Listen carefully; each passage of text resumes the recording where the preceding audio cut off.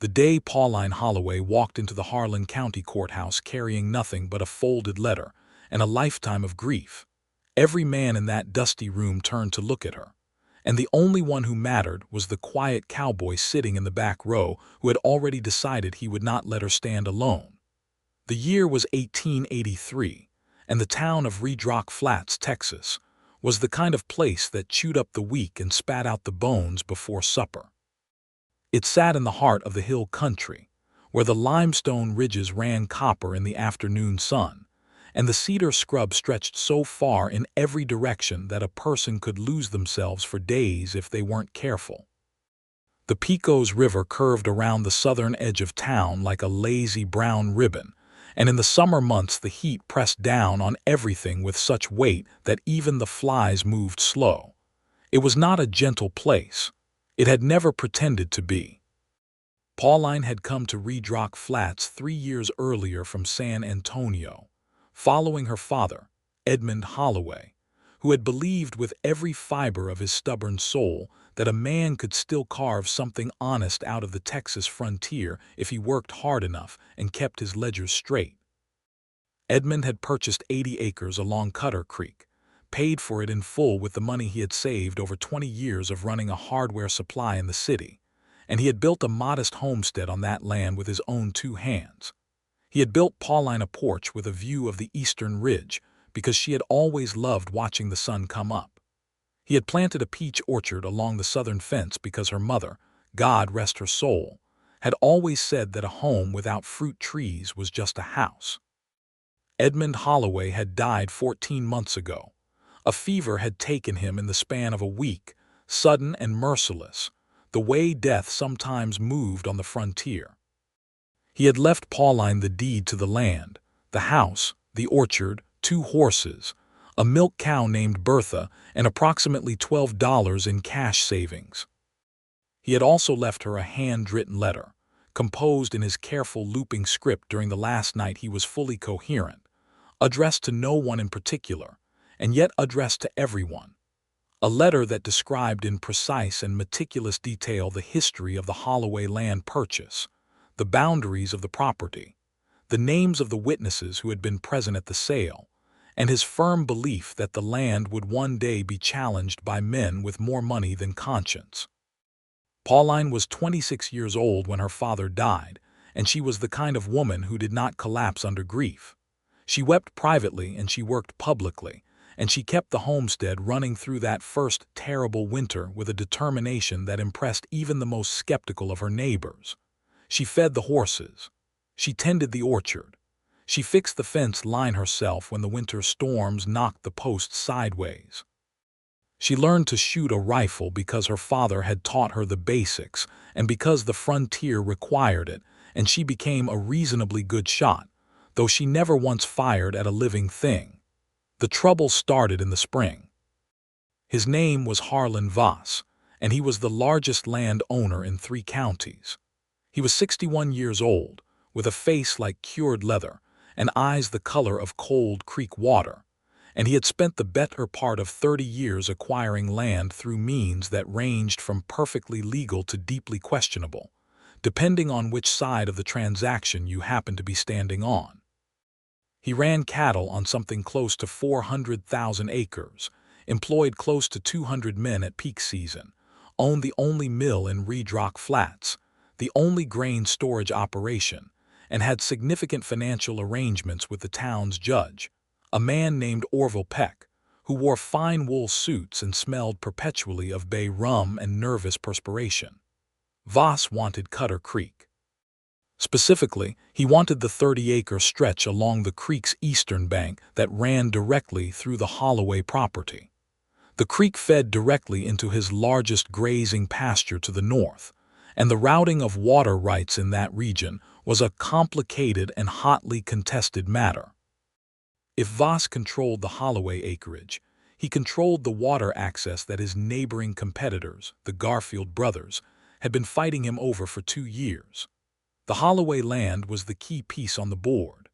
Voss had sent a man to Pauline's door in April, a smooth-talking attorney from Austin named Gerald Fitch, who had arrived with a leather satchel and a rehearsed smile, and an offer of $400 for the 80 acres. Pauline had listened to him with complete patience on her porch while the peach trees bloomed pink behind her, and when he finished, she had told him the land was not for sale. Gerald Fitch had smiled the smile of a man accustomed to initial resistance and said that the offer was generous and perhaps she would like to think it over. She had told him she did not need time to think. Gerald Fitch had left and reported back to Harlan Voss, and Harlan Voss had set in motion a different plan entirely. The claim appeared at the county land office in June.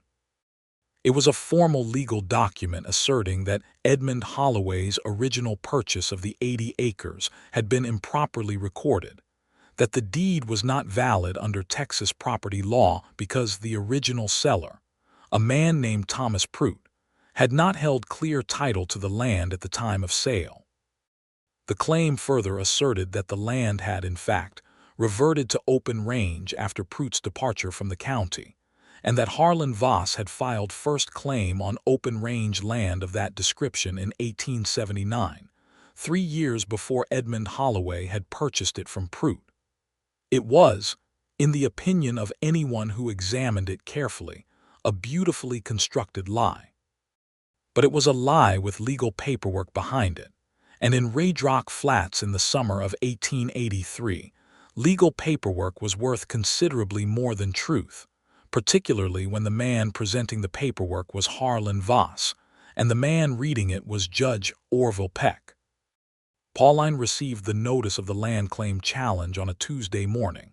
She read it standing in her kitchen, then she set it down on the table beside her father's letter, and she stood very still for several minutes. Then she poured herself a cup of coffee, sat down, and began to think. She knew she could not afford a lawyer. She knew that Judge Peck was unlikely to rule fairly in any proceeding where Harlan Voss had an interest. She knew that the witnesses her father had named in his letter, 2 men who had been present at the original land sale from Thomas Pruitt, were scattered. One, a man named Calvin Briggs, had moved to Abilene. She had written to him but received no response yet. The other, a man named James Rook, had died 2 winters ago. What Pauline had was her father's handwritten letter, which described the transaction in enough detail to be compelling, and her own stubborn conviction that she would not give up this land without making Harlan Voss stand in a public place and answer for what he was doing. She had heard about the hearing date through the county clerk, a kind older woman named Mrs. Dunnett, who had whispered the information across the counter with the expression of someone who knew she was doing something slightly dangerous. The hearing was set for the 3rd week of August. Judge Peck would preside. Harlan Voss's lawyer, a man named Aldous Crane, had already filed for supporting documents. Pauline had her father's letter and herself. She also, though she did not yet know it, had Wesley Dalton. Wesley had arrived in Redrock Flats in May, coming from the Guadalupe River country to the west, trailing a reputation for quiet competence and nothing else. He was 32 years old, with dark brown hair that needed cutting, and gray eyes that seemed to take in everything around them while revealing very little in return. He was lean and weathered in the way that men who had spent their adult lives outdoors became weathered, not rough and broken but shaped, the way wood becomes smoother and stronger after years of use. He had taken work at the Garfield Brothers cattle operation, which sat to the southeast of town, and he had proven himself to be exactly what he appeared to be. A man who arrived when he was expected, did what he said he would do, asked few questions, and kept his opinions close unless pressed. He had heard about Pauline Holloway the way everyone in a small frontier town heard about things, in fragments over time, through casual conversation at the feed store, and the small dry goods operation on Main Street that served as the town's informal meeting point. He knew that she was fighting the land claim. He knew that her father had died. He knew that Voss was involved, because Voss's name came up in nearly every conversation that involved anything going wrong in the county. Wesley had his own history with Harlan Voss, though he had not shared it with anyone in Redrock Flats. It was not the kind of history that needed telling, or at least it had not seemed that way until now. He had first seen Pauline Holloway at the town well in late June, on a Saturday morning when the town was lightly populated, and the air still carried some of the night's relative coolness before the day's heat swallowed it entirely. She had been drawing water, working the handle with practiced efficiency, and she had been talking to Mrs. Dunnett about something that was making Mrs. Dunnett shake her head with worried sympathy. Wesley had paused near the farrier's shop across the street and had not meant to watch her for more than a moment, but something about the way she stood had held him. She was not especially tall, maybe 5'4", with dark red hair pinned up beneath a wide-brimmed sun hat, and she wore a practical calico dress that had been mended at one elbow. What held Wesley was the quality of her attention, the way she listened to Mrs. Dunnett with her whole face engaged, her expression open and serious and kind, not distracted, not performing sympathy but actually feeling it. It was a rare quality. Wesley had noticed it because he recognized it. He had always paid attention to genuine things. He had not spoken to her then. He was not a man who introduced himself without reason. But he had thought about what he had seen, and he had found himself curious about her in a way that was quietly different from ordinary curiosity. Their first actual conversation happened in July at the dry goods store. Wesley had come in for a new set of saddle strings and some coffee. Pauline had been at the counter with a list, going over it with the storekeeper, a bearded man named Harold who was perpetually harried. The store was small, and in July it was hot, and there were 3 other people waiting, and Harold was moving slowly because he always moved slowly, and the person in front of Pauline asked for something that required Harold to go to the back storeroom, and the waiting stretched out. Wesley was standing near the door. Pauline glanced back at the small queue behind her with an apologetic half-smile, and her gaze landed on Wesley, and she said, because it seemed the natural thing to say, "He found the whole bolt of fabric last time I was here, which took about as long as you'd expect for something that large." Wesley said, "I've got nowhere pressing to be." She looked at him for a moment with those direct brown eyes, evaluating without being impolite about it, and she said, "That's either very fortunate or a little sad, depending." He thought about it. Both, some days. She had looked at him again then, a slightly longer look, as if that answer had surprised her pleasantly, and then Harold had come back and the line had moved forward and they had not spoken again that day. But when she left the store, she had nodded at him with a small, real smile. Not the polite kind, but the kind that means something actually landed. And Wesley had found himself on the walk back to the Garfield ranch thinking about that smile, with a frequency that was entirely disproportionate to the brevity of the exchange.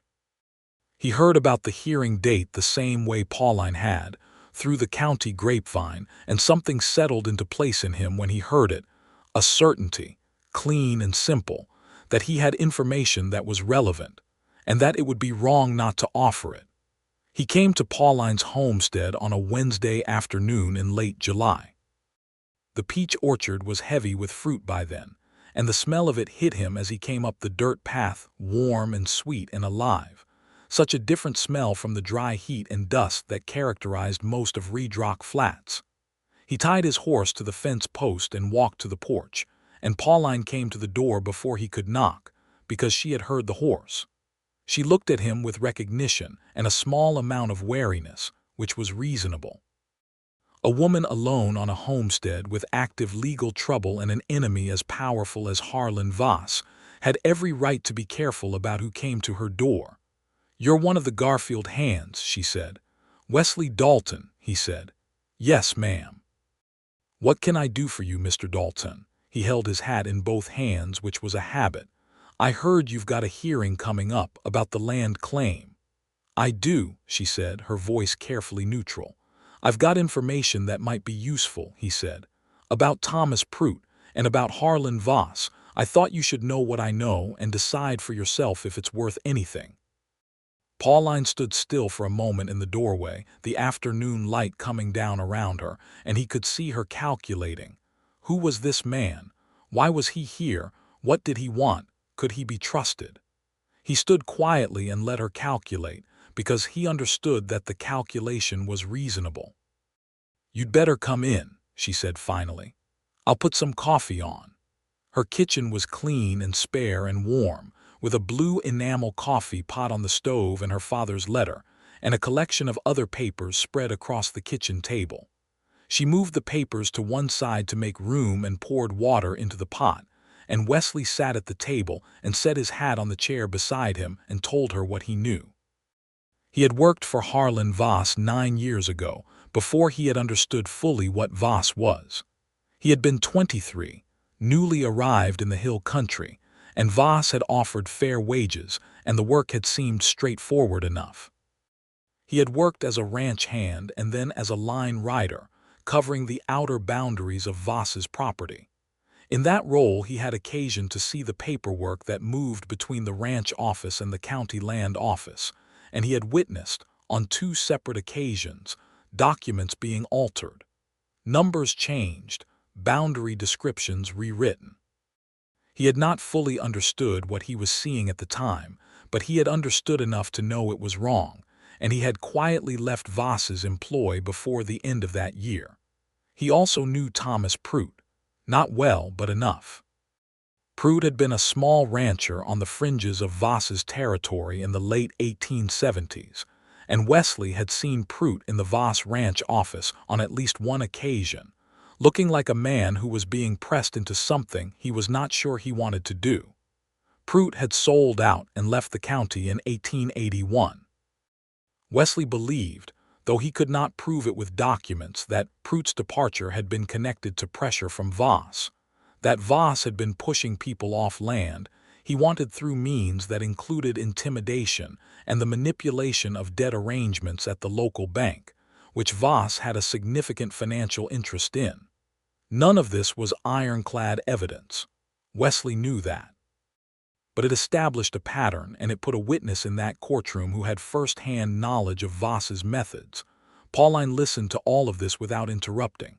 She poured the coffee when it was ready, and she set a cup in front of him, and she sat across the table, and she listened with the same quality of attention he had noticed at the town well. When he finished, she was quiet for a moment. "Why are you doing this?" she asked. "Because it's right," he said. "That's not a complete answer," she said. "Plenty of people know what's right and don't walk into trouble over it." He considered her. "I worked for that man," he said.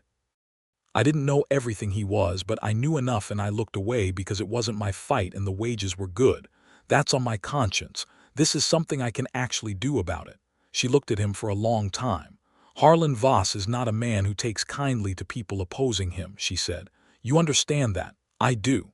He could have you run off the Garfield property. He has that kind of influence." "I expect he'll try," Wesley said. "And that doesn't concern you." He looked at his coffee cup. He looked at her. "It concerns me considerably, but I'm going to do it anyway." Pauline Holloway sat back in her chair and looked at him as if she were seeing him for the first time, which in the way that actually mattered she was. There was something shifting in her expression that Wesley caught and held in his chest like a thing to be careful with. He was not a man who spoke easily about his inner workings, but he would have said, if pressed, that he had come to this kitchen expecting to deliver information and leave, and that he had not expected to feel, sitting in a warm kitchen that smelled of coffee and ripe peaches, as though he had arrived somewhere. "All right, Mr. Dalton," she said. "Then let me show you what I have." She spread her father's letter across the table between them, and Wesley leaned forward to read it, and they sat together for the better part of 2 hours going over everything: the letter, the deed, the legal claim documents, the timeline of events. Wesley was not a lawyer, but he was methodical and careful, and Pauline was sharper than anyone Voss had probably credited her for being, and between the two of them they built, piece by piece, the architecture of a defense. In the days that followed, Wesley came back to the homestead.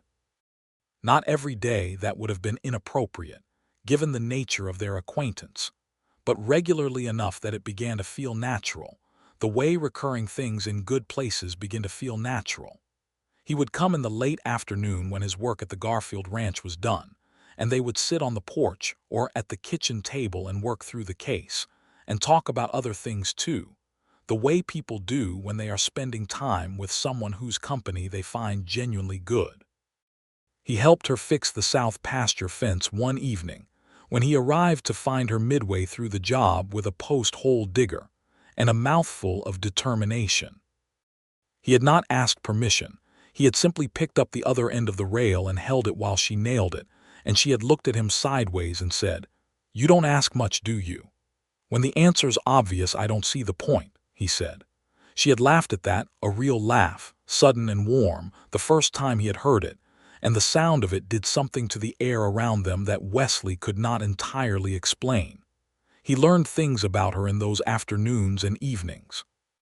He learned that she had taught herself to read at 4 years old by badgering her father to point at every word in every book in the house, until she recognized them all. He learned that she had opinions about cattle husbandry that were surprisingly informed for someone who had not grown up ranching, picked up from her years on the homestead and from her father's practical approach to everything.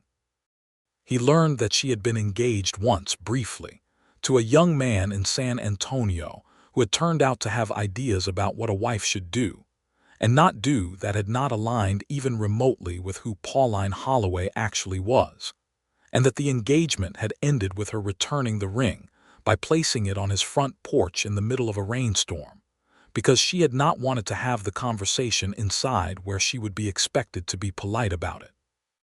Wesley had laughed at that story, and she had looked pleased by his laughter. He told her things in return, which was not his usual inclination.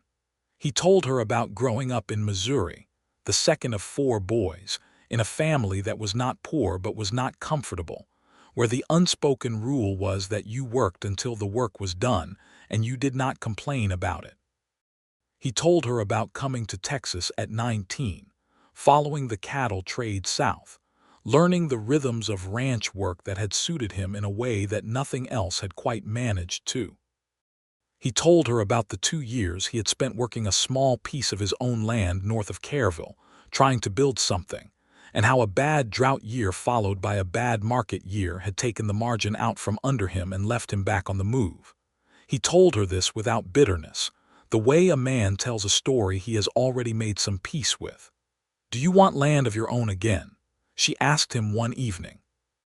They were on the porch, and the sun was going down behind the western ridge in long horizontal bands of orange and rose, and the peach orchard was casting long, cool shadows across the yard.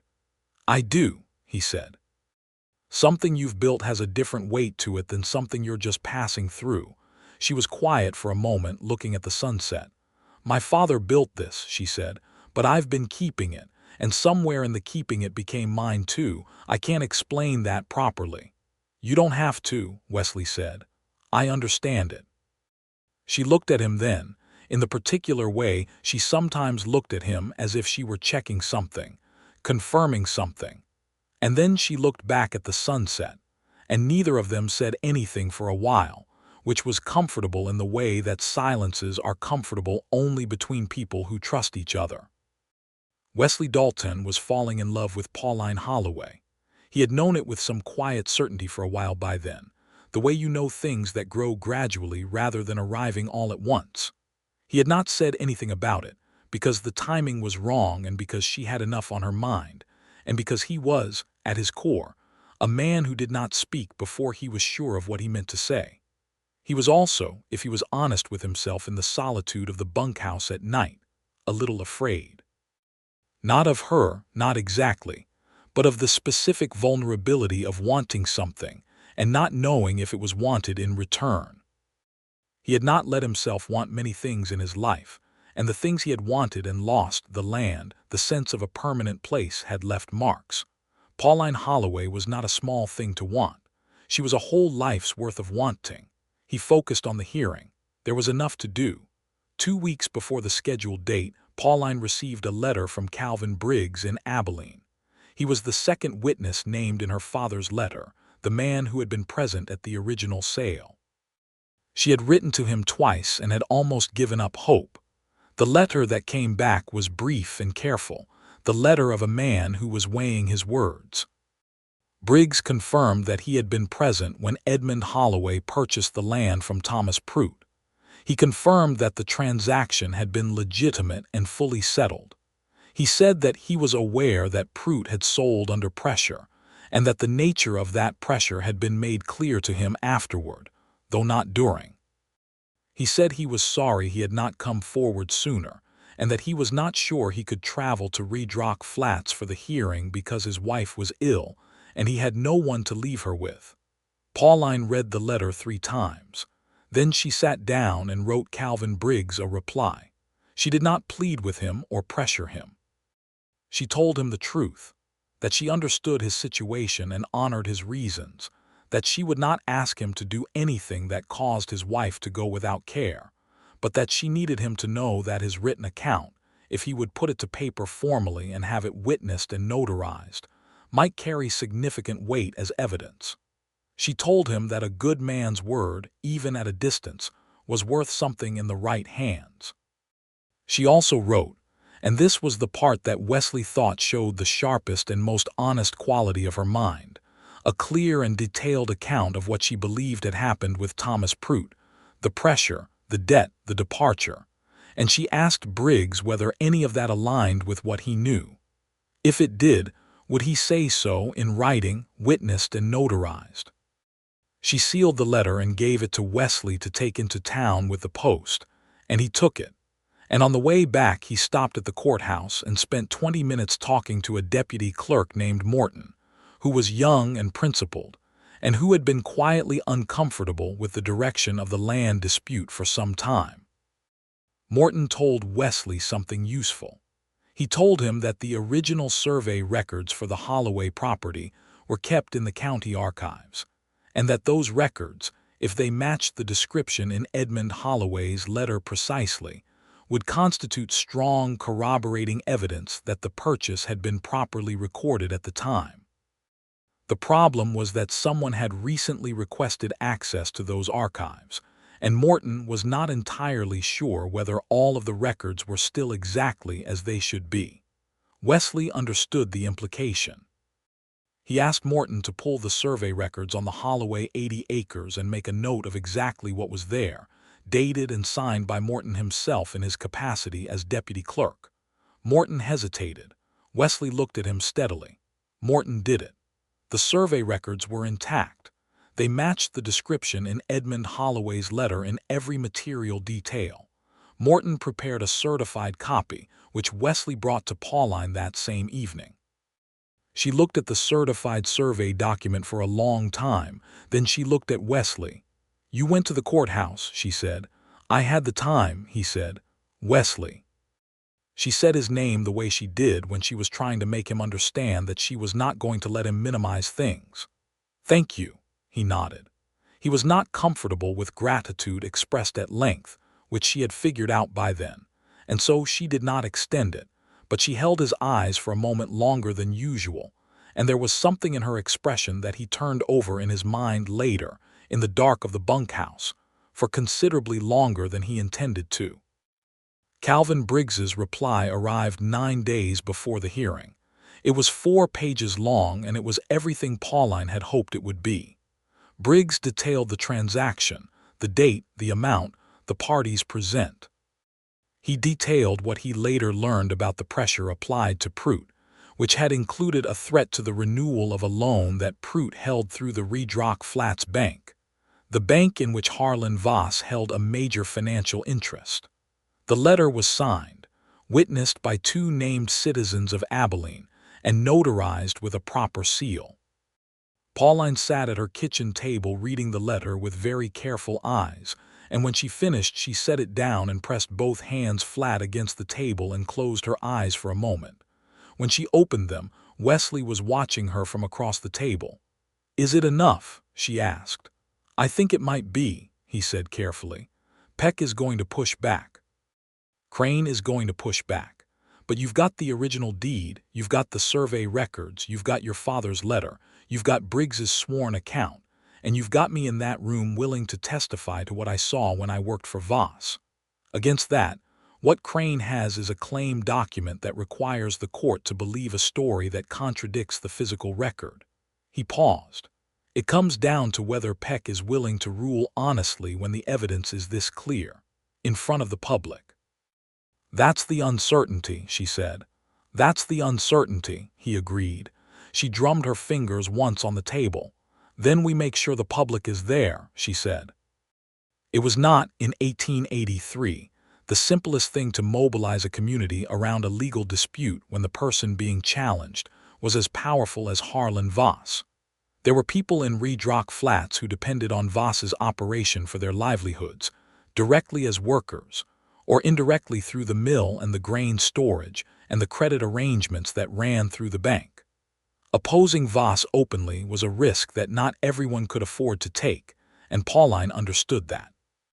But there were also people who were tired, who had watched the land claims pile up, who had seen neighbors sell under pressure or disappear from the county, who had paid the mill prices and the bank rates, and endured it because there was no one willing to stand up and make a public account of it.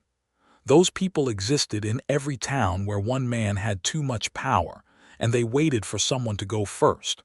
Pauline went to Mrs. Dunnett. Mrs. Dunnett, in the way of women who were the social connective tissue of small communities, knew everyone and was trusted by most of them, and she had her own quiet anger about Harlan Voss that went back several years and involved a cousin whose homestead had been absorbed by Voss's operation under circumstances she had never been satisfied with. Mrs. Dunnett said she would talk to people. She said it in the tone of someone who had already been waiting for exactly this moment. Wesley spoke to the Garfield brothers, who had their own complicated relationship with Voss's expansion and who had been watching the Holloway case with interest. Tom Garfield, the older of the two, said he would be at the hearing and he would bring his foreman and two senior hands. He said this the way he said most things, quietly and with finality. In the week before the hearing, something shifted in Redrock Flats. It was subtle, a change in the quality of conversation at the dry goods store and the livery and the feed supply, a sense of gathering rather than dispersal. People who had not spoken about the land dispute began to. Mrs. Dunnett's conversations had roots. Pauline noticed it on the Tuesday before the hearing, when she came into town for supplies and was stopped twice on Main Street by people she knew only slightly, who told her they would be at the courthouse Thursday morning. A rancher named Cord Hennessy, who ran about 200 head on the eastern slopes and who was not given to political involvement of any kind, told her that he thought it was time someone pushed back on Voss and he was glad it was her doing it. She thanked him. She walked back to her wagon with her heart beating harder than she would have liked. She was afraid. She had not entirely let herself feel how afraid she was because there had been so much to do, but now with the hearing 2 days away and the mechanics of preparation largely complete, the fear had room to surface. If she lost, if Peck ruled for Voss, which he had every political incentive to do, she would lose the land, the orchard, the house her father had built for her. She would have 80 acres of grief and debt and nowhere particular to go. She was on her way out of town when she nearly walked into Wesley coming the other direction on the boardwalk. He caught her by the arm to stop her running directly into him, and she made a sound of surprise and then looked up at him, and he must have seen something in her face because his expression shifted into something careful and attentive. "Come have some dinner," he said. It was not a question exactly, but it was phrased gently enough that she could have made it one if she wanted to. She looked at him. "It's not your responsibility to manage me when I'm frightened, Wesley." "I'm not managing you," he said. "I'm hungry and I don't like eating alone and you look like you haven't eaten today." She had not eaten today, which was true and annoying. "All right," she said. They went to the small eating house run by a woman named Clara Vreeland, which served one meal a day at midday and one in the evening, and which was consistently good in the honest, unfussy way of frontier cooking. They sat at a corner table and ate beef stew and cornbread and drank coffee, and for the first part of the meal they talked through strategy again, the order in which to present the evidence, how Wesley should phrase his testimony, whether it was worth addressing the Prout matter directly or letting it emerge through Briggs's letter. But somewhere in the middle of it, the conversation wandered, the way conversations do between people who are comfortable with each other, and they were talking about other things, about the orchard, about what she planned to do with the peach harvest, about whether the Pecos River ran high or low in the fall. They were talking about small and ordinary things with the ease of two people who had been spending time together long enough to have developed a private shorthand. Wesley watched her hands while she talked. She moved them when she was animated, a habit she was probably not aware of, and he felt the full weight of everything he had not said settle in his chest with a kind of ache. He had been telling himself that there would be time for it after the hearing, that the timing was wrong, and it was wrong probably, but sitting across from her in the warm light of Clara Vreeland's eating house, watching her laugh at something she was telling him about the milk cow Bertha's opinion of strangers, he felt very strongly that time was not an infinite resource and that he had spent too much of his life being cautious about the things that actually mattered. "Pauline," he said. She looked at him, still with the remnant of her laugh, and then the laugh faded slightly as she registered the shift in his register. "What is it?" He thought about several ways to say what he meant to say and settled on the straightforward one.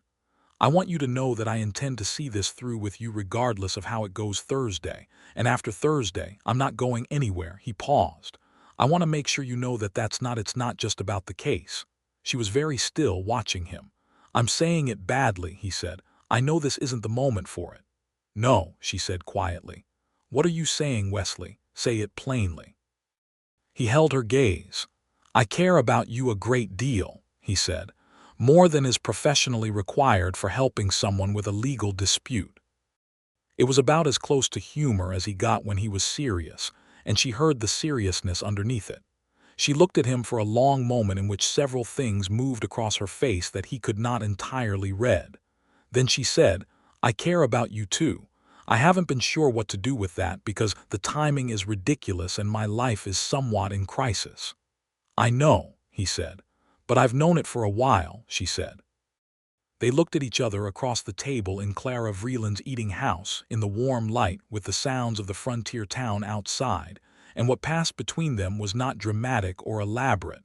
It was just true, honest, the quiet settling of something into its proper place. "Let's get through Thursday," Pauline said. Her voice was steady and warm and a little different than it had been before. "Yes," he said. "Let's get through Thursday." They walked out of the eating house separately, at a respectable distance, because it was 1883 and small towns had eyes, and she climbed up onto her wagon and he held the bridle of her lead horse for a moment while she gathered the reins and she looked down at him. "Don't be late," she said. "I won't," he said. He was not late. Thursday morning arrived with the particular clarity of a late August Texas day. The sky, a deep, relentless blue. The air already warming toward its midday weight before 8 o'clock. The courthouse in Redrock Flats was a two-story stone building at the center of Main Street, one of the few stone structures in town, which gave it a false impression of authority and permanence. The courtroom occupied the entire second floor and held, when packed, perhaps 60 people on the benches and another 20 standing along the walls. When Pauline arrived at 8:30, the street outside the courthouse already had people on it. Not just the casual arrivals of people with business in town, but a gathered quality, a deliberateness. She counted, as she climbed down from her wagon, more than 40 people she recognized by sight. Mrs. Dunnett was there, standing straight-backed and determined near the courthouse steps. Tom Garfield was there, with his foreman and 2 of his hands as promised. Cord Hennessy was there. There were women from the eastern ranches she knew only slightly, and men from the Mill District who she would not have expected to see, and the young Deputy Clerk Morton, who was not technically required to attend but was there nonetheless. Pauline carried her father's letter in a leather folio her father had used for his business documents. She also carried the certified survey records, the Calvin Briggs notarized letter, and her own written account of the sequence of events. every date, every communication, every element of the chain. She wore her best dress, which was a dark blue serge that she had bought in San Antonio 3 years ago and kept carefully for significant occasions. Her hair was pinned up with unusual precision because she had taken extra time with it that morning, knowing that in a room where people would be judging her on every visible thing, presenting herself with composure mattered. Wesley was waiting at the bottom of the courthouse steps. He had cleaned up too, a pressed shirt she had not seen before, dark trousers without road dust, his boots brushed. He had made an attempt on his hair which she found endearing. He looked solid and calm, and when she walked toward him he looked at her and something in his expression shifted in a way that she felt all the way down to somewhere important. "Ready?" he said. "Entirely not," she said. "Shall we go in?" He held the door. The courtroom filled with extraordinary speed. By the time the proceedings were called to order at 9 o'clock, every bench was occupied, and people were standing 3 deep along the back and side walls. Pauline had been prepared for some public interest, but the actual number of bodies in that room was more than she had anticipated, and the weight of it, the idea that this many people cared enough to come, made her throat tighten in a way she had to breathe through carefully. Harlan Voss arrived with Gerald Fitch and Aldous Crane and 3 of his senior ranch managers. He was an imposing man in a physical way, the kind of large that is not fat but is weight, compressed and deliberate.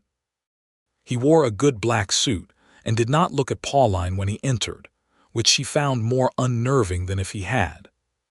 Judge Orville Peck entered last, in his good wool suit and his bay rum cloud, and called the court to order with the practiced authority of a man who was very comfortable being in charge of rooms. He was not a stupid man. Wesley had noted that to Pauline.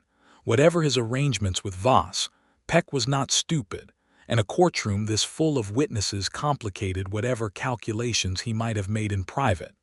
Aldous Crane opened for Voss. He was a tall man from Austin with the smooth, constructed confidence of an attorney who had won more cases than he had lost by a significant margin, and his presentation was polished. He laid out the claim, the original title irregularity, the assertion that Prout had not held clear title, the filing claim from 1879, the documentation. He spoke for 20 minutes and he was good at his job. Then Pauline stood.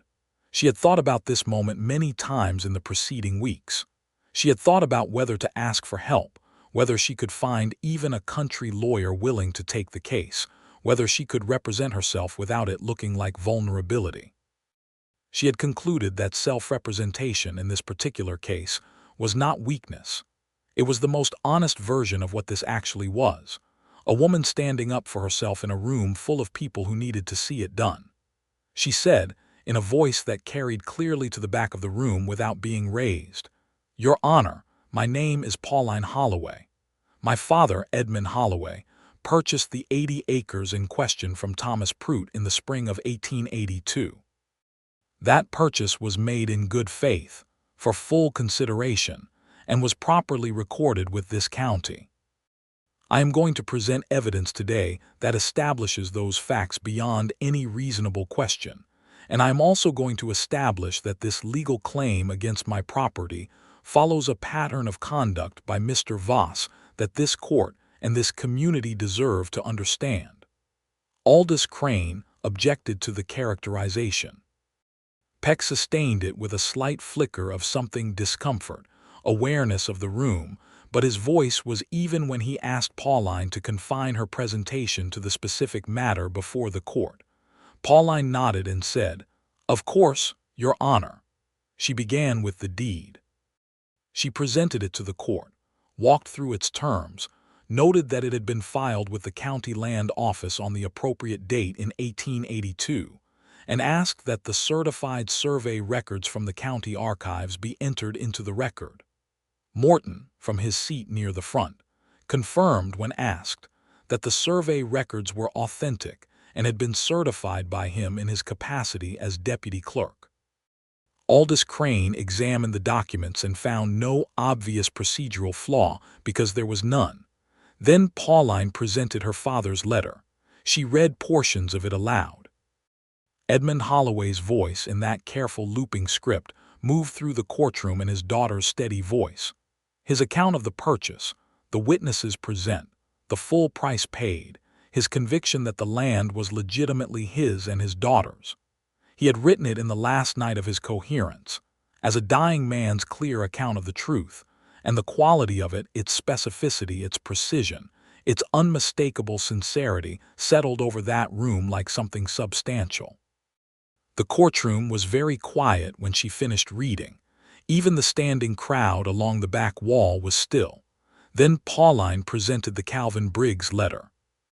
She read it in its entirety, including the portions that detailed the pressure applied to Thomas Prout through the bank, and she noted the notarized witnesses at the bottom.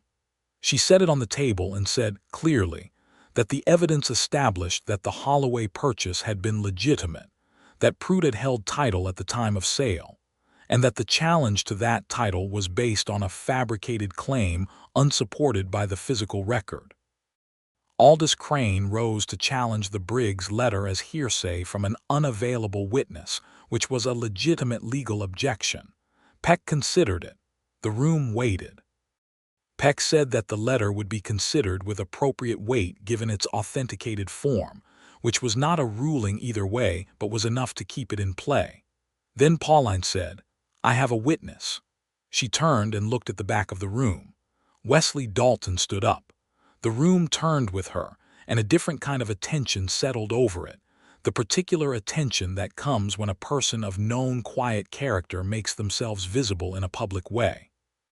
Wesley was known in Redrock Flats as a capable and honest man, and the Garfield hands he worked with were a significant portion of the people in that room, and their regard for him communicated itself through their stillness.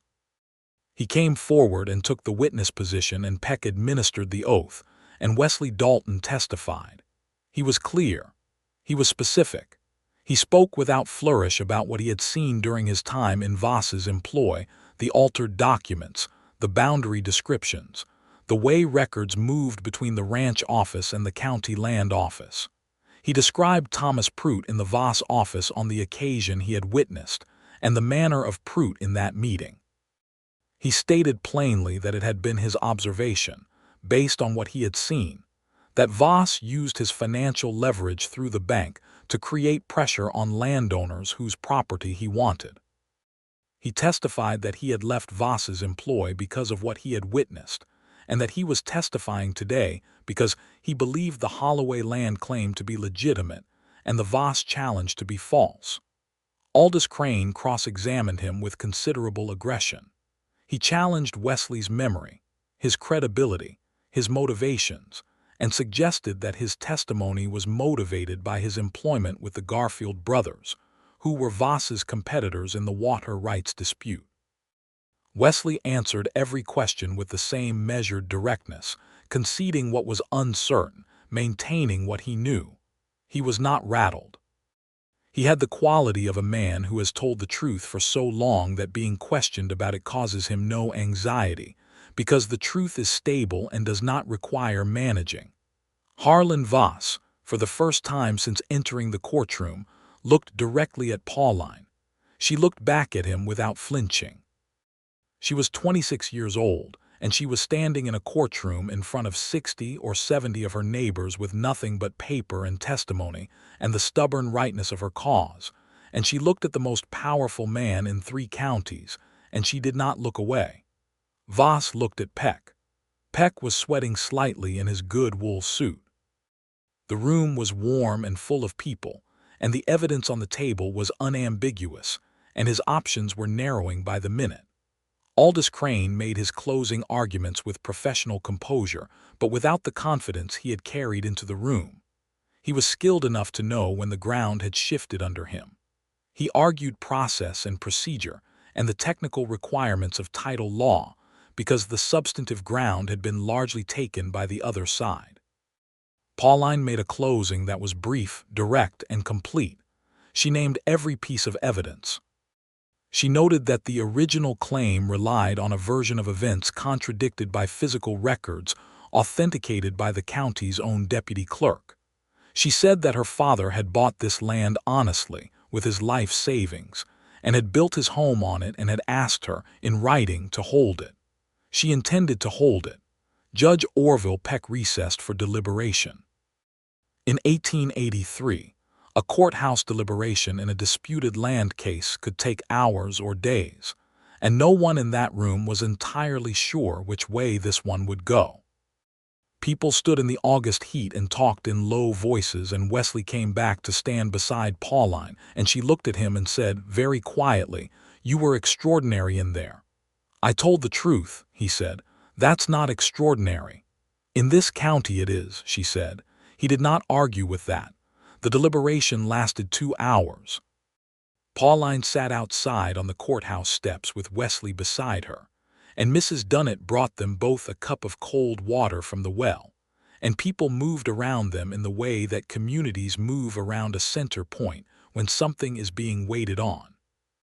People spoke to Pauline quietly, with encouragement, with the complicated mixture of solidarity and apprehension that comes from standing beside someone in open conflict with power. She thanked each person individually. She did not perform composure. She was simply present, which was a quality that people found, without necessarily being able to articulate why, deeply reassuring. Wesley sat beside her and said very little, which was his way, and his presence beside her, steady and solid and unhurried, was its own form of eloquence. When the court was called back into session and everyone crowded back into the room, there was a quality of held breath that was nearly physical. Peck entered, sat, arranged his papers. The bay rum smell was perceptible from several feet away. Peck ruled for Holloway.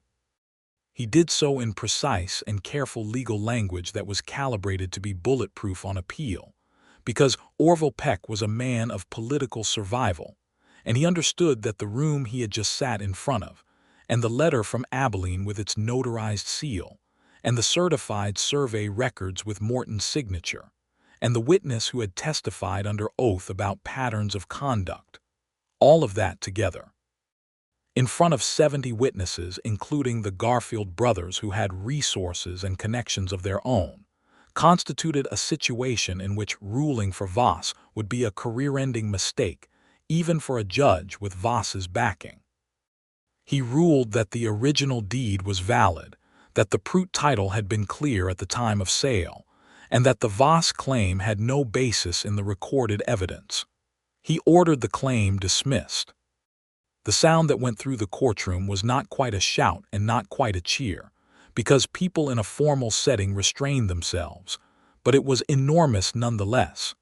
A collective exhale of something that had been held too long, a release of more than just the outcome of one case, a sound that carried the weight of years of accumulated pressure and the first crack of daylight through it. Pauline stood at the table in the courtroom in her dark blue dress, holding her father's letter against her chest with both hands, and she closed her eyes for exactly 3 seconds. Then she opened them, because she was not a woman who dwelled when there was still work to do. Harlan Voss left the courtroom without speaking to anyone. Aldous Crane packed his leather satchel with professional neatness. Gerald Fitch followed them out with the expression of a man already recalculating his future arrangements. Wesley was at Pauline's side. He had been standing in the row behind her throughout the ruling, and now he was there, and she turned and looked at him, and he looked at her, and whatever had been spoken between them the night before at Clara Vreeland's eating house, that careful, honest beginning of something, was larger now, colored by everything that had just happened. "You should know," he said, "that I would have done this regardless, whether it worked or not." "I know that," she said. "That's rather the point of you." He looked at her. "The point of me." "The thing about you," she said, with a precision that was characteristic and that he had come to love without admitting it yet, "is that you do what is right without calculating the return. Most people don't do that." "I had a return in mind," he said, very quietly, not looking away from her. She looked at him for a moment that stretched in the pleasant way moments do when the future is opening in front of you like a window. Then people were around them, Mrs. Dunnett and Tom Garfield and Cord Hennessy and others, and there were hands extended and words spoken, and the moment had to be set aside for the necessary business of public aftermath, which is also its own important thing. Pauline shook hands and received congratulations with warmth and dignity, and she thanked every person individually and meant it, and she made a point of walking over to Morton, the deputy clerk, who was near the edge of the crowd, and shaking his hand and telling him that what he had done mattered, and that she would not forget it. Morton looked both pleased and slightly alarmed by this, which was about the correct response to being thanked sincerely for minor bureaucratic courage. On the steps outside, after the crowd had largely dispersed, Tom Garfield told Wesley that the work at the Garfield Ranch was his as long as he wanted it, that what he'd done that day was the action of a man with backbone, and that backbone was worth employing. Wesley shook Tom Garfield's hand and said he was grateful. Harlan Voss did not bring another legal challenge to the Holloway property.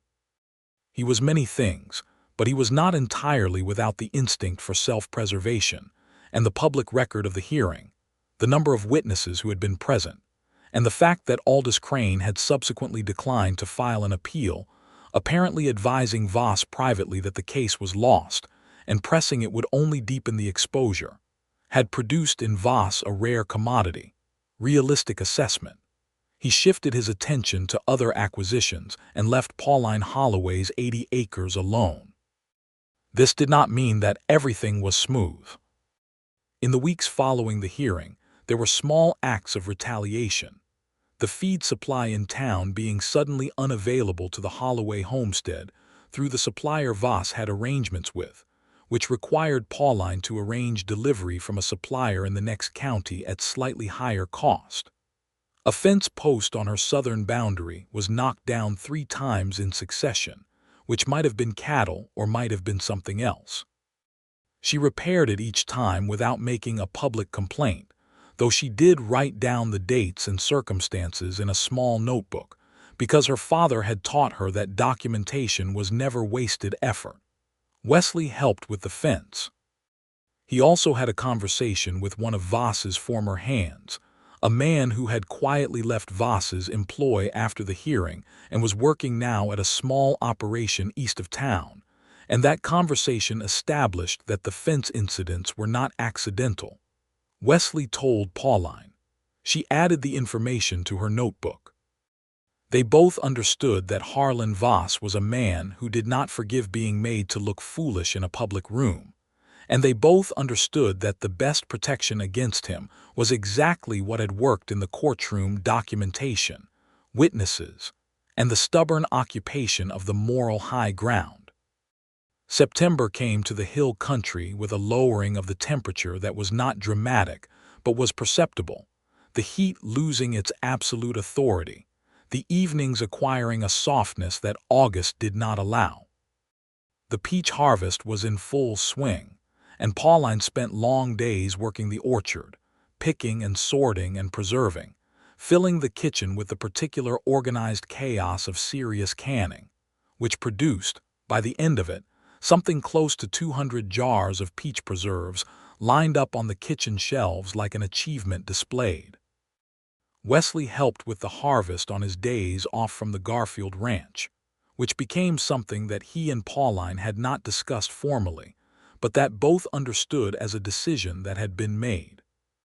He was good with the ladders and patient with the sorting, and the hours they spent together in the orchard on those September days had a different quality from the courtroom preparations, lighter, more quietly joyful, with more room for the particular easy conversation that had been building between them since that first afternoon in her kitchen in July. One afternoon, near the end of the harvest, they were working the northeast corner of the orchard where the trees were oldest and the fruit hung heaviest, and Pauline was on a ladder and reached for a cluster of peaches that were just beyond comfortable reach and shifted her weight in a way that was slightly miscalculated, and the ladder moved, and she made a sharp sound of surprise, and Wesley's hands were at her waist before she had completed the thought of falling. Steadying the ladder with his body and holding her in place, she caught her breath. She was very aware of his hands at her waist and his presence directly behind her, the solid fact of him. "I've got you," he said. His voice was close and low. She carefully descended the ladder and turned around to face him, and they were closer than they had been in any context before, his hands still at her waist, and neither of them moved immediately. "Thank you," she said, somewhat more quietly than she usually spoke. "You need a wider-based ladder," he said, which was true and practical and also the most Wesley thing he could have possibly said in that moment. And it made her laugh, and the laugh made him smile, and then they were simply looking at each other from a close distance in a peach orchard in September with the warm smell of ripe fruit all around them, and the late afternoon light coming gold through the leaves. Wesley Dalton leaned forward and kissed Pauline Holloway for the first time, carefully, his hand still at her waist, and she kissed him back with the directness that was entirely characteristic of her, and the peach orchard in the long September light held them there for a moment that was simultaneously simple and enormous. They pulled back and looked at each other, and he said, because he was a man who believed in honesty at the important moments, "I intend to court you properly, if that's agreeable." "It's agreeable," she said, "though I should tell you that my standards are specific." "I'd expect nothing less," he said. She laughed again. He loved that laugh in the way that a man loves something that belongs to the center of a place and not to the edges. The courtship was proper, because it was 1883 and Pauline was a woman alone with a reputation she had worked hard to establish, and she valued the form of things even as she was entirely clear about what she wanted. Wesley came to the homestead regularly, always in daylight, and they spent evenings on the porch or in the kitchen going over everything from ranch business to Pauline's plans for expanding the orchard to the particular difficulties of frontier life in a county still substantially controlled by a man who bore them both a grudge. They talked about everything. They talked the way two people talk when they have found someone who is capable of hearing all of it. He asked her what she wanted, for the land, for herself, for the future. She told him with characteristic directness. She wanted to keep the homestead and develop it further, plant more trees, perhaps add a few cattle if the water rights worked out, build the house out to have a proper second bedroom because the current configuration was cramped. She wanted to stay. She wanted, she said, without looking away from him, someone to stay with. He said he wanted that too. He said it in the plain, quiet way that he said things that were true and important, without ornamentation, and she received it the same way. In November, he asked her to marry him. He asked her in the kitchen, where they had first sat across from each other with her father's letter between them, on an evening when the first cold front of fall had pushed down from the north, and the stove had the good smell of a wood fire and there was coffee on, and the two horses were settled in the barn, and everything about the homestead felt like exactly what it was. A home, occupied, alive, holding against the weather. He had the ring in his jacket pocket. He had purchased it from the dry goods store from a woman named Mrs. Abner who dealt in estate goods, and who had not said anything when Wesley had stood in front of her small display of jewelry for a longer time than would generally be expected, selecting with the care of a man who is choosing something for keeps. It was a modest ring, a small garnet set in silver, unpretentious and genuine, which was about right for both of them. He set it on the kitchen table between them and said, "Pauline, I would like very much to spend my life with you if you'll have me." She looked at the ring. She looked at him. Her brown eyes were bright with something, not quite tears, but the close relative of tears that exists at the border of very large feeling. "You understand what you're taking on," she said. This was not hesitation. It was Pauline ensuring that there was no misunderstanding, because she had been in a situation before where a man had misunderstood what she was, and she was not going to be in that situation again.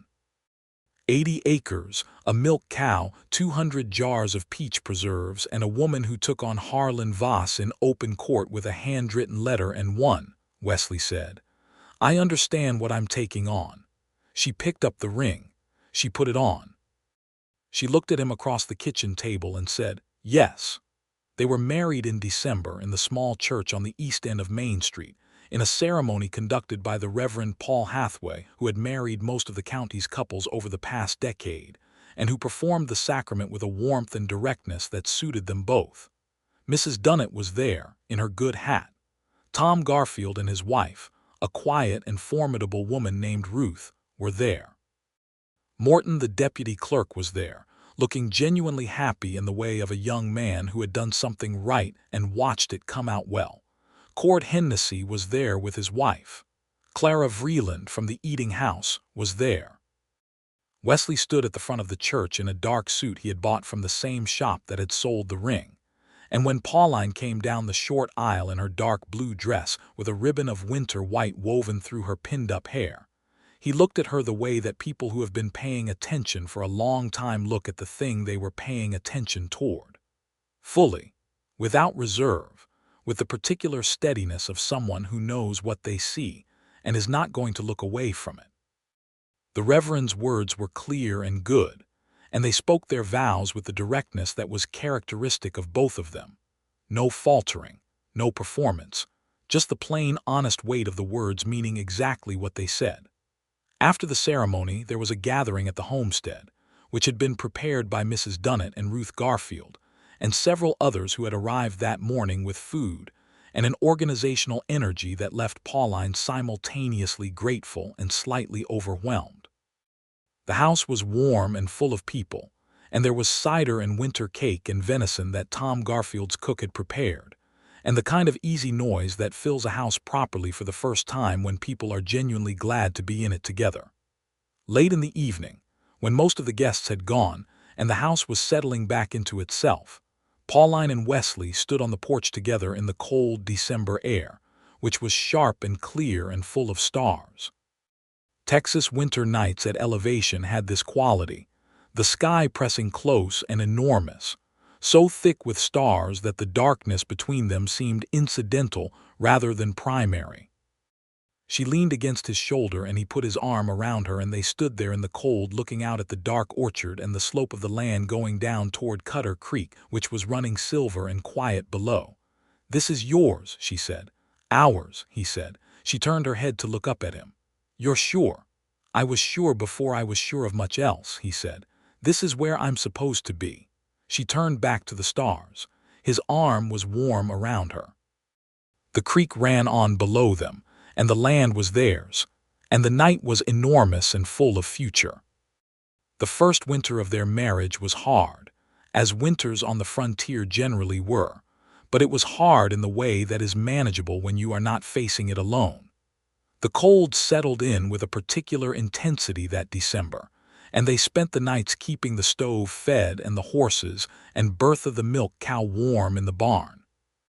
Wesley's knowledge of cattle operations complemented Pauline's knowledge of the homestead, and they made decisions together with a practicality and mutual respect that would have impressed outside observers if there had been any, which there generally were not, because frontier life afforded very little time for observation. In the spring, Wesley began building the addition to the house.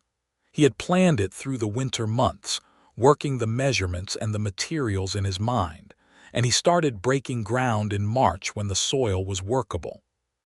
Pauline helped with everything she could and watched the rest with an attention that was partly supervision and partly something warmer, the watching of a person who is learning the specific vocabulary of someone they love. The way he worked, methodical and quiet, the way he stopped and thought a problem through before proceeding, the way he called her over whenever a decision came up that affected what the space would feel like to live in. Because he understood that it was her house first, and his only because she had chosen to make it so. The addition gave them the second bedroom, with a window facing east, which was where Pauline had always wanted a window. She said so when the frame was up and the light was coming in for the first time, and Wesley said he had remembered that about her and had oriented the window accordingly, and she looked at him with an expression that was, by her standards, something close to undone. By July, she knew she was expecting their first child. She told him on the porch in the evening in the specific manner of Pauline Holloway telling important news, directly, without ceremony, with her eyes on his face to see exactly how he received it. He received it with the particular stillness of someone who is taking in something enormous and not rushing the taking in. Then he reached over and took her hand and held it, and when he looked at her his expression was the most open she had ever seen it, something fully visible there that he had carried quietly for a long time. "Are you well?" he asked first, because he was, at bottom, a man who attended to the practical reality first. "I'm well," she said. "A little tired and deeply opinionated about what smells I can tolerate, which is inconvenient on a working homestead, but well." He laughed. She loved making him laugh. She had built up a significant catalog of methods. Their son was born in February of 1885.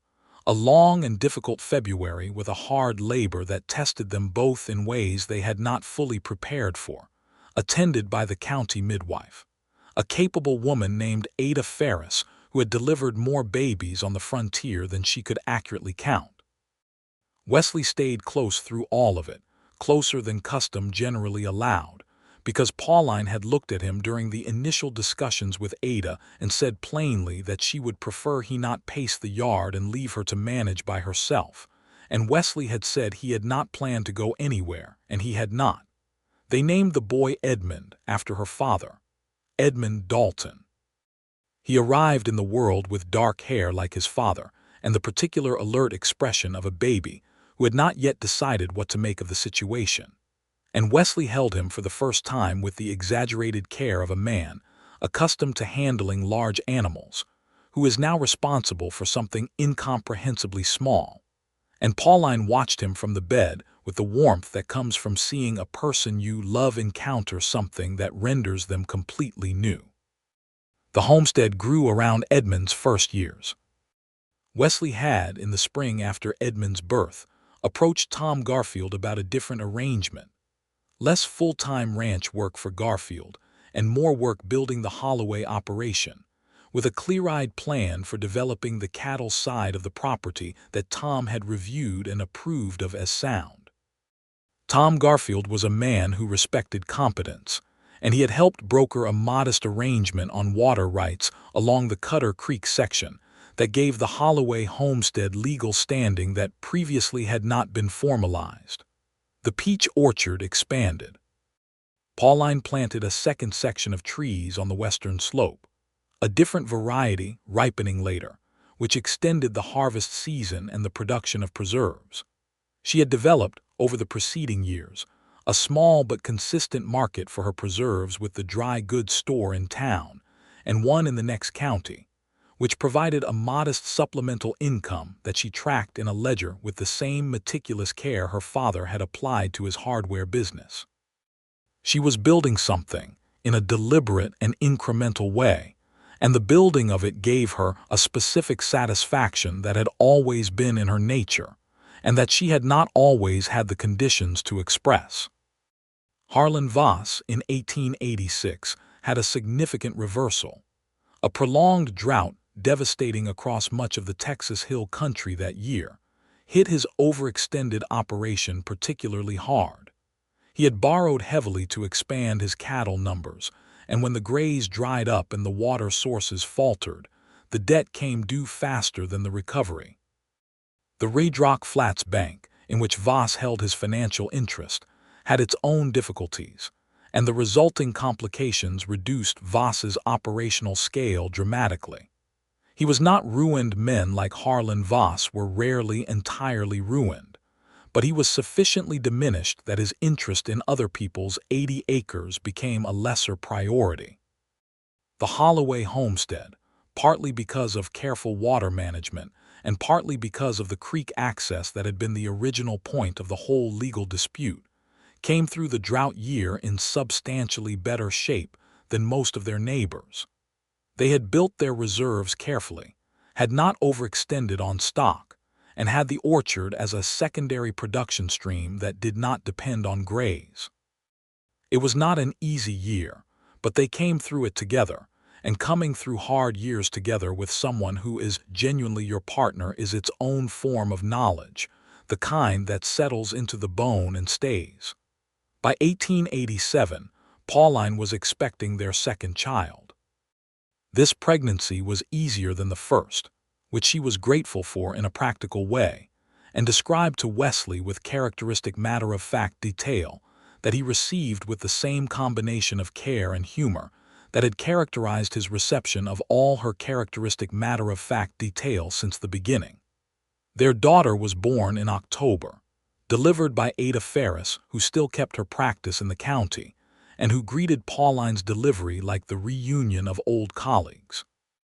They named her Clara, after Clara Vreeland, who ran the eating house, and who had, over the years, become a person whose regularity in their lives had the quality of family. Clara Vreeland had wept briefly when told the name, and then had produced, within the week, enough food to feed the homestead for a month, which was her characteristic way of expressing deep feeling. Clara Dalton was born with her mother's red hair and her father's gray eyes, which was a combination that produced, in infancy, something so thoroughly appealing that even the most undemonstrative visitors to the homestead were reduced to making soft sounds in her direction. Edmund, at 2, regarded his sister with the cautious curiosity of someone who had been the sole occupant of an interesting territory and was not yet sure how to feel about the development. The homestead in the fall of 1887 was the kind of place that had not existed 3 years earlier. The addition was complete, the house extended and settled into the land, the orchard mature and producing well, the barn extended to hold the 2 additional horses, and the 4 cattle that Wesley had worked into the operation. There was a kitchen garden along the south wall that Pauline had started the spring after their wedding, and that now produced through 3 full seasons. There were 2 dogs, both working dogs of vague and uncertain heritage, who took their responsibilities as border security for the property with considerable seriousness. The land was alive, the way land gets alive when people build on it with genuine intention. The creek ran along the boundary, clear and purposeful. The peach trees had grown thick and shade-producing through 7 years of care. The eastern ridge, which Pauline had always loved for the way the morning came over it, was still there, unchanged and changing, the way the real things are, and she still got up early when she could to see the light come over it, which she had done on the morning she first told her father she loved the land, and which she had done on the morning after the courthouse, and which she had done on the morning after Edmund was born, and the morning after Clara was born, because some things are worth the consistency of returning to them. On one such morning in October 1887, when Clara was a few weeks old and Edmund was asleep and Wesley had gone out to the barn for the early feeding, Pauline sat on the porch in the particular cool of pre-dawn Texas fall and watched the sky lighten behind the ridge. She had her father's letter in her hands, which she did sometimes, not to read. She knew it entirely from memory, but just to hold the physical fact of it, the texture of the paper that his hands had touched. She thought about what he had said, that the land would one day be challenged by men with more money than conscience. He had been right, and she had not been alone. She heard the barn door and Wesley's footsteps on the path, and he came around the corner of the house and saw her on the porch and stopped, taking in the picture of her in her coat, in the pre-dawn, with the letter in her hands and the ridge going pale behind her. He came up the porch steps and sat down beside her, close enough that their shoulders touched, and they both looked at the ridge for a while in the particular silence of people who have learned that their silences are fully inhabited by each other. "Papa was right about the challenge," Pauline said eventually. "He was wrong about one thing." "What's that?" "He assumed I would face it alone. He wrote the letter so I would have something to stand with. I think he was worried I would have nothing else." Wesley said nothing. He understood she was not finished. "I had you," she said. "I had you standing in the back of that room, and I had you at that table going through everything with me, and I had you in that courtroom. I had you after, I have you now." She turned to look at him. He would have been glad. Wesley held her gaze. "I would have liked to meet him," he said. "He would have liked you enormously," she said. "He was a man who believed in doing the right thing when it cost you something. He would have recognized that in you immediately." The light was coming over the ridge now, the slow horizontal push of early morning gold, and it came across the orchard and the yard and up the porch steps as the sun always came, indifferent to everything that had happened under it, and illuminating it all the same. And Pauline and Wesley Dalton sat in it together on the porch of the home they had built and held and kept. In 1888, Calvin Briggs came through Redrock Flats. His wife had recovered enough from her illness to travel, and they were making a slow southward journey for reasons of health and curiosity, and he wrote ahead to say he was coming and could he call on the Holloways. Pauline wrote back that he could not merely call but must stay for supper, and probably 2 nights if the road from the north was as it had been in the spring. Calvin Briggs was a small, white-haired man of 70, who had the bright and slightly nervous energy of someone who had spent years holding onto a piece of guilt they had finally set down.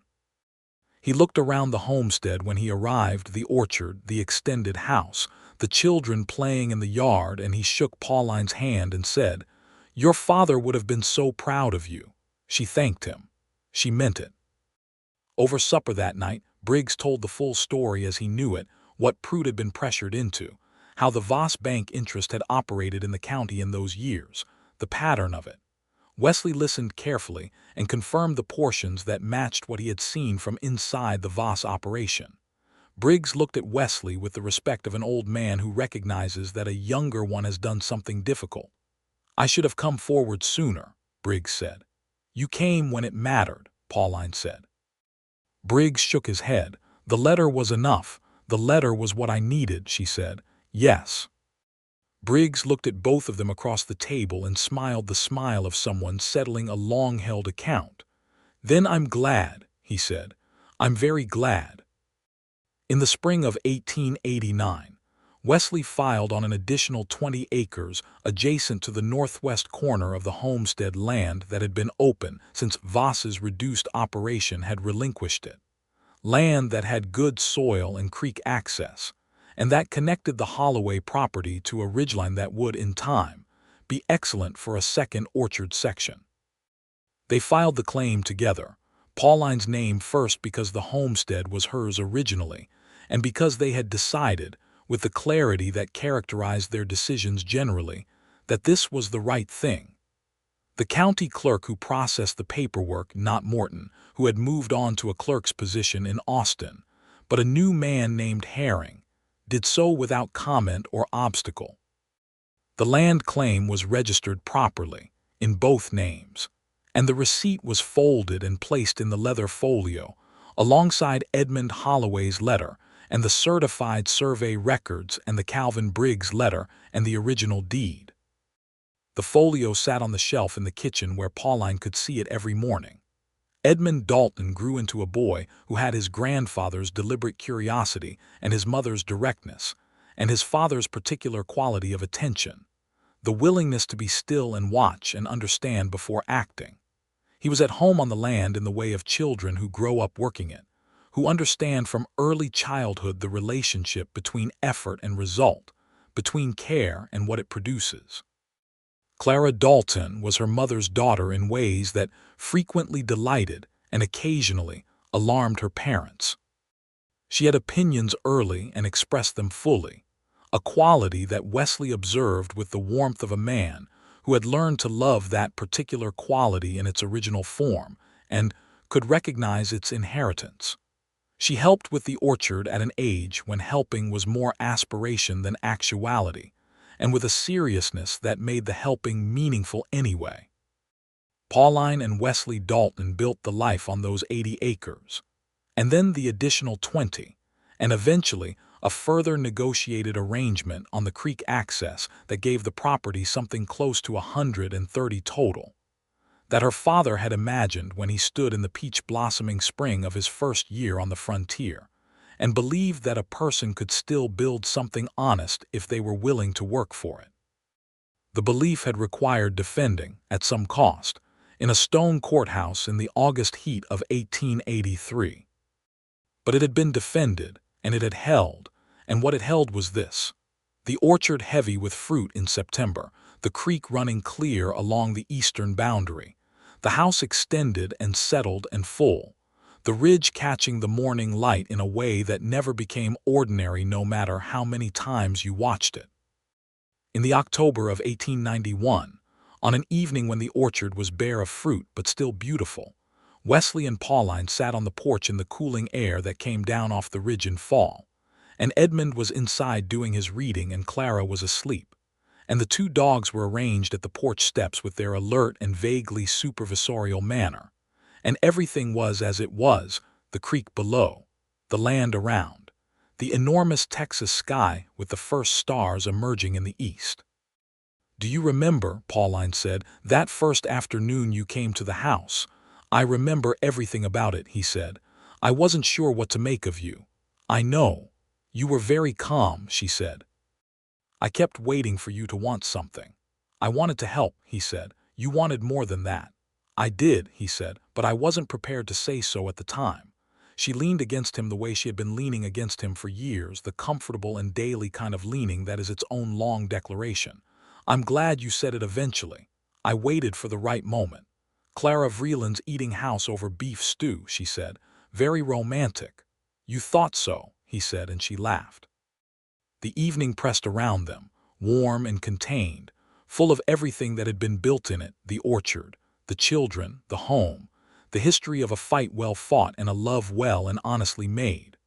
Above them the Texas sky was enormous and full of stars, the same sky that had been overhead in the August of the courthouse, and the December of the wedding and the February of Edmund's first breath, and every evening on this porch and every year since. It did not acknowledge what had happened under it. It simply continued, vast and indifferent and lit from within, the way the real things are. Pauline Holloway Dalton held her father's letter in her chest, and her husband's arm around her, and her children under her roof and her land beneath her feet. And she looked at the stars with the clear and satisfied eyes of a woman who had not given up what was hers, and who had found, in the not giving up, something she had not entirely known she was looking for.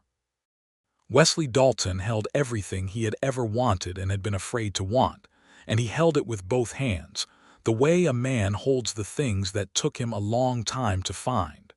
The creek ran below them. The orchard waited.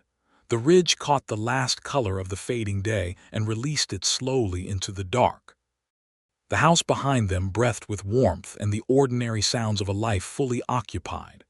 The leather folio sat on the kitchen shelf with all its documents intact, a record of what had been defended, and what had been won and what could be left in time, to the two children inside who would inherit it. The land and the letter, and the knowledge that the right thing, done with courage and with someone beside you, is worth every cost it carries. This was the life Edmund Holloway had believed possible when he stood in a San Antonio hardware store and counted out 20 years of savings in exchange for the chance to build something real on the Texas frontier. It had been worth it, every single acre of it.